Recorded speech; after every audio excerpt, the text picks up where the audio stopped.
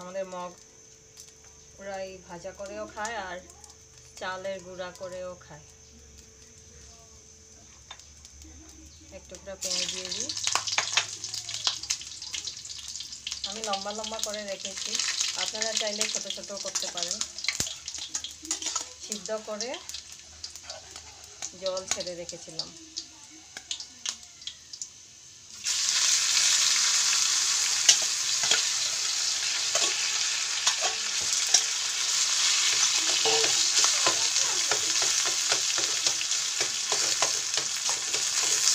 এখন লবণ দিয়ে দিই,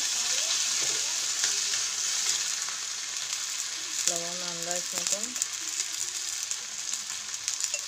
আর হলুদ, শুধু লবণ আর হলুদ, আর কিছু না। হলুদ পেঁয়াজগুলো দিয়ে দিই চামড়ে।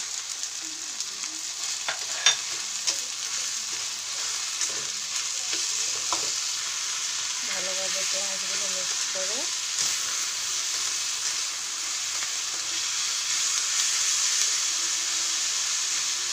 ছোট করে আঁচ রেখে দেবো।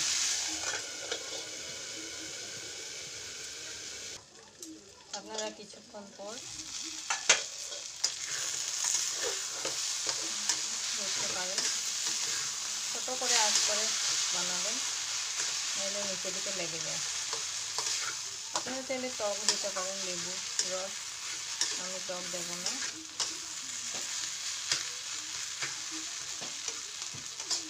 ভাজা ভাজা করে প্রায় হয়ে চলছে এগুলো।